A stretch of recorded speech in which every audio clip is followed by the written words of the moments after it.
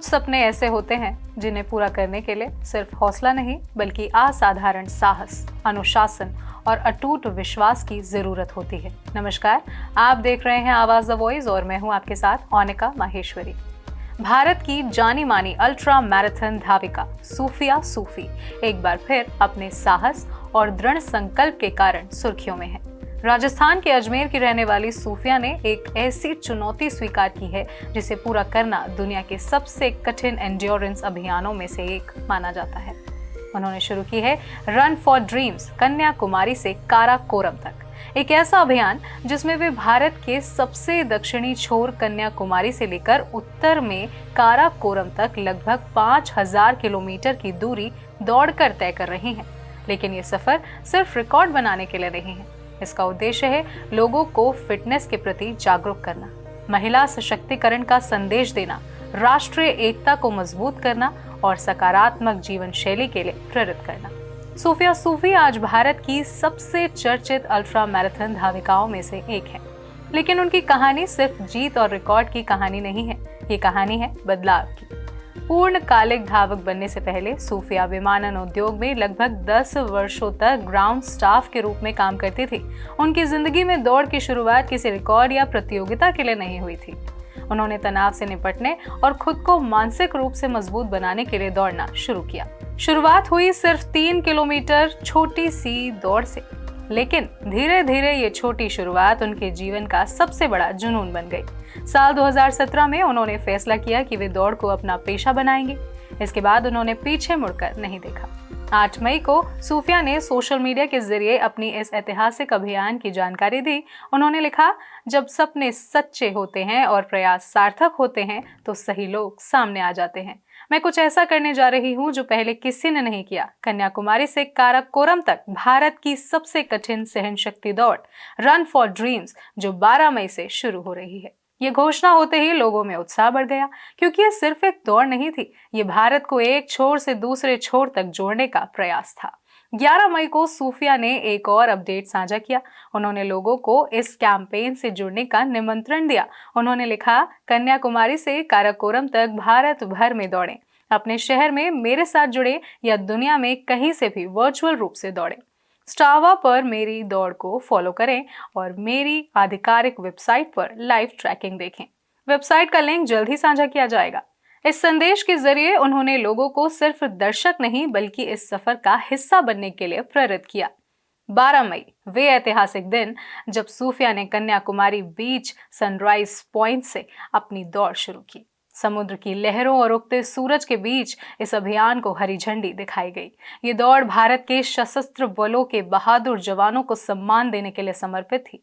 पहले दिन की तस्वीरें और वीडियो साझा करते हुए सूफिया ने लिखा, भारत भर में सबसे तेज दौड़ कन्याकुमारी से काराकोरम तक का पहला दिन। सपनों के लिए दौड़ हमारे सशस्त्र बलों के उन बहादुर जवानों को श्रद्धांजलि जिन्होंने हमारे लिए अपना बलिदान दिया।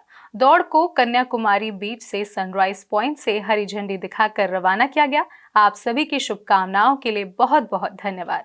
कल वैली में 52 किलोमीटर की दौड़ के साथ दूसरे दिन की ओर बढ़ रही हूँ। दूसरे दिन सूफिया ने 52 किलोमीटर की दूरी पूरी की।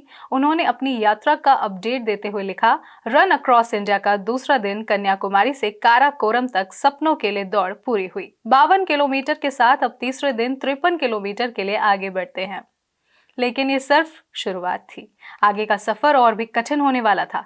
तीसरे दिन के वीडियो में दिखा कि ये चुनौती कितनी कठिन होती जा रही है। सुबह जल्दी उठना, हल्का भोजन करना, शरीर को तैयार करना और फिर लगातार कई घंटों तक दौड़ना। रास्ते में पानी और भोजन के लिए छोटे छोटे ब्रेक्स और फिर दोबारा उसी एनर्जी के साथ आगे बढ़ना। सूफिया ने बताया कि मौसम उनके लिए बड़ी चुनौती बन चुका है। उन्होंने लिखा, रन अक्रॉस इंडिया का तीसरा दिन कन्याकुमारी से काराकोरम तक सपनों के लिए दौड़ पूरी हुई 53 किलोमीटर। इन दिनों मौसम अनुकूल नहीं है।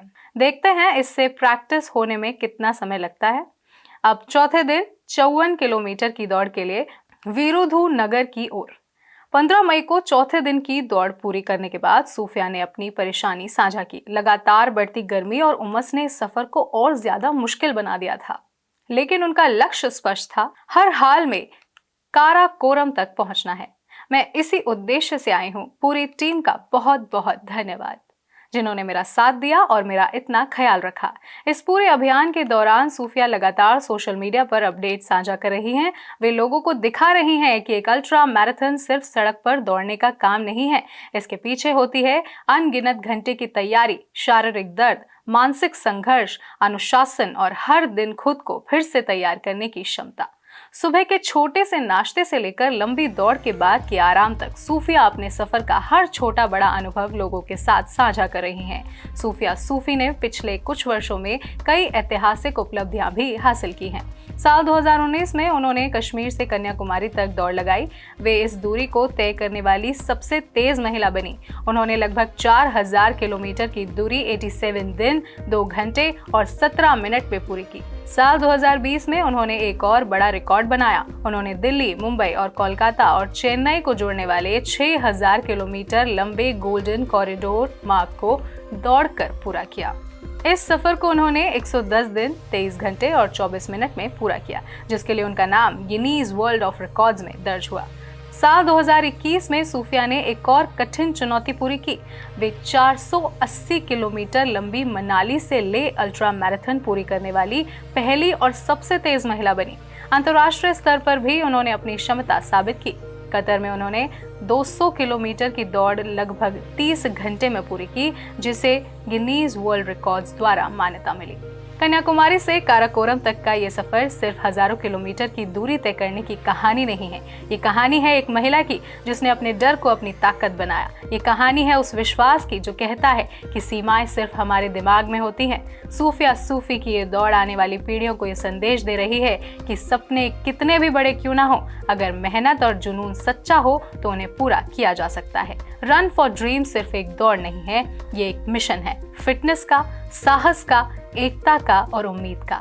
और जब तक सूफिया काराकोरम तक नहीं पहुंचती, ये पूरा देश उनकी इस ऐतिहासिक यात्रा को देख रहा है। क्योंकि कुछ लोग सिर्फ रास्तों पर नहीं दौड़ते, वे इतिहास की ओर दौड़ते हैं। नमस्कार।